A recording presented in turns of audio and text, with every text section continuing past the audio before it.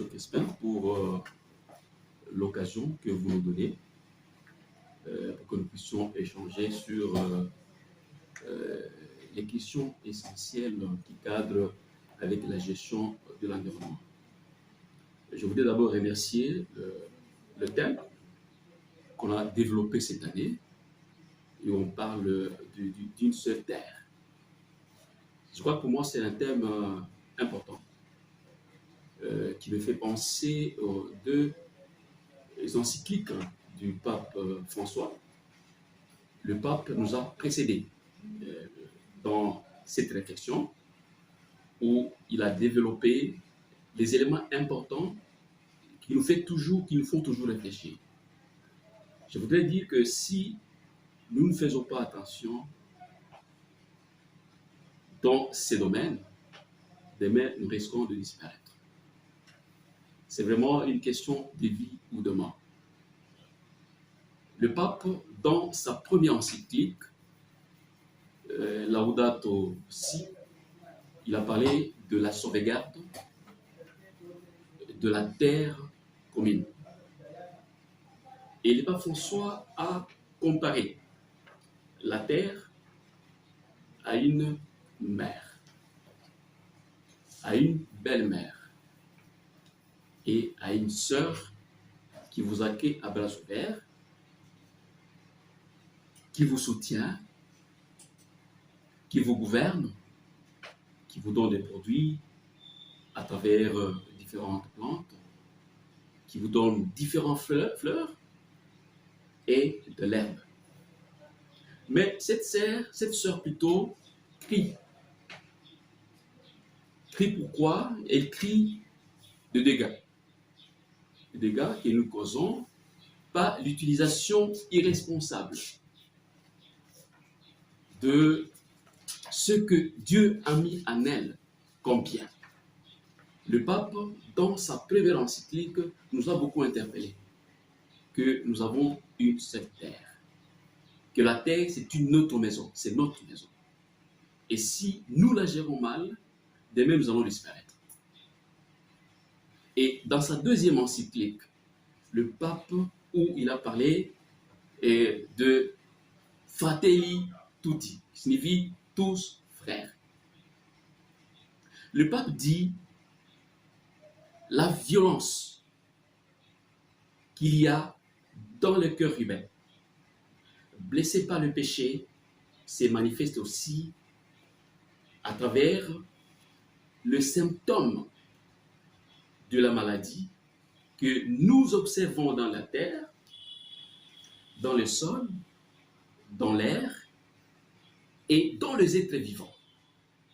C'est pourquoi parmi les pauvres, les plus marginalisés, les plus sacrifiés, les plus maltraités, nous trouvons aussi la terre. Moi, c'est une interpellation pour le thème de cette année que je voudrais suivre l'idée du pape pour dire aux gens que nous devons faire très attention. Lorsqu'on doit parler de gestion de l'environnement, cela nous fait penser aussi du développement durable. C'est que nous sommes appelés demain à disparaître. Et nous ne devons pas oublier, après notre passage, que demain, il y aura des générations futures qui viendront et qui auront besoin aussi de vivre. Que la Caritas a comme politique, en ce qui concerne la gestion de l'environnement.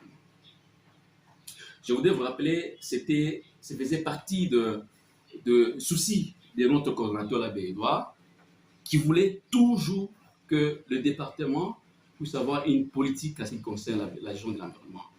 Et Dieu merci, depuis un temps, il y a une politique qui a été produite.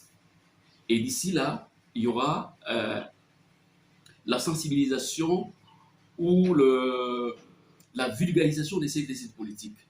C'est là que chacun va comprendre qu'il a un rôle à jouer et qu'il a l'obligation de protéger cet environnement-là. Le BDD, à travers tous ces projets, nous avons pris comme décision, pour tout projet de développement, nous devons intégrer un objectif principal qui parle de la gestion de l'environnement. Cela, justement, c'est pour donner l'occasion aux ménages que nous accompagnons qui a un problème et qui a un besoin à protéger notre environnement. Et si nous passons à côté, nous risquons de faire autant d'activités et demain, nous n'aurons jamais les terres pour faire les choses. Et donc, pour nous, les BDD, c'est un problème capital. C'est un besoin capital. Voilà pourquoi on a mis dans notre programme comme une activité principale, comme toute autre activité. Alors, quelles sont les activités principales que nous menons pour donner aux ménages l'importance de préserver l'environnement? Parce que bien sûr, où on travaillait, les ménages sont en train de changer des milieux. À l'époque, quand on était encore jeune, ici à Congolo, les gens faisaient les champs à 5 km. Parce que la végétation était encore riche. Nous avons encore la forêt tout proche de nous. Mais au jour d'aujourd'hui, les gens font 30 km, 50 km à la recherche de la montagne. Pourquoi? Parce que les gens n'ont pas compris qu'il fallait préserver cet environnement-là. Par les pratiques irresponsables de l'agriculture, aujourd'hui, nous sommes en train de vivre d'autres phénomènes. Congolo reçoit des pluies au mois de juin. Pas plus tard qu'hier, il y avait une forte pluie qui nous a tous déstabilisés. Tout le monde se croyait être les gens en saison sèche. Mais tout d'un coup, la pluie nous a surpris et cela nous montre déjà qu'il y a un problème sur la gestion de l'environnement. Alors, il y a des activités que nous menons non seulement pour renouveler l'environnement, aussi pour protéger. Nous menons les sensibilisations auprès des ménages que nous accompagnons. Nous menons des formations, justement, pour restaurer l'environnement par du reboisement. Et nous avons des plantes que nous avions déjà ciblées, comme l'acacia, que nous appelons dans le terme technique Acacia auriciformis. C'est la plante qui est la plus pratiquée dans nos projets.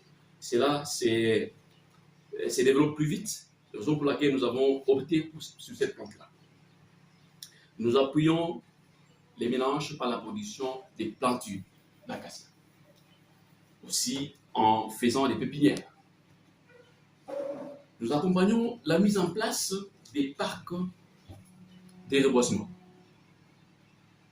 communautaires. C'est que dans chaque communauté, nous obligeons qui ont des parcs à bois. De la même façon, nous implantons des pépinières communautaires et nous demandons à ce qu'il y ait des parcs à bois.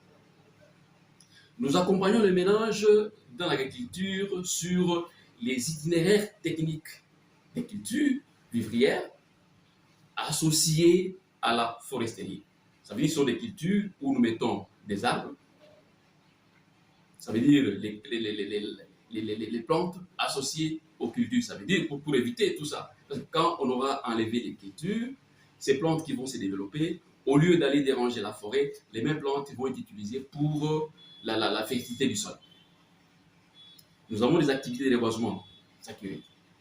Dans les sites où nous avons des activités, des projets, nous avions obligé à chaque ménage de planter un arbre.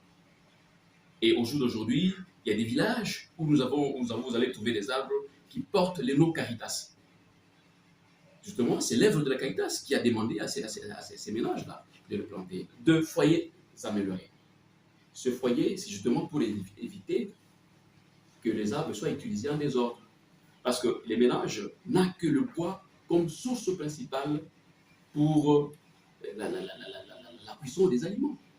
Mais nous ne pouvons pas dire aux ménages de ne pas couper les arbres, parce que c'est ça leur moyen. Alors, pour éviter que les arbres soient coupés en désordre, nous avons inséré les foyers améliorés, justement pour réduire l'utilisation. Parce que les foyers améliorés, au lieu que le bois, on puisse couper toute une forêt, on peut utiliser 2 bois et on peut les utiliser. Ces 2 bois peuvent faciliter à un ménage de cuire son aliment pendant autant de jours. Parce que les foyers améliorés ont des capacités de conserver les feux. Aussi, on interdit souvent la culture sur brûlis. Cette culture, après les labours ou après la coupe de bois, on demande au ménage de ne pas tout brûler. On peut couper les bois, mais il y a la facilité qu'on puisse aimer les aliments dans les champs où on a coupé les bois sans le brûler. Parce que quand on brûle les bois, en même temps, on crée des problèmes de l'environnement. Il y a d'abord la fertilité qui est brûlée, non seulement la fertilité, ça peut créer des érosions dans les champs. Et lorsque vous mettez les arbres ou l'herbe qu'on a fauchée dans les champs sans brûler, ça facilite le renouvellement de la fertilité, aussi d'apporter l'environnement. C'est autant d'activités que nous faisons parce que je ne saurais pas tout développer aujourd'hui, mais pour dire que les BDD, étant donné s'est préoccupé de ces activités, des secteurs de l'environnement, je voudrais inviter tous les collègues du BDD qui sont implantés dans différents villages, dans les différents projets, projet SECAL, projet PESAC Bongo, projet PESAC Congolo, projet agroécologie, projet PPA, projet EVH, projet RCJ. Tous ces projets, nous avons des thèmes qui parlent de l'environnement.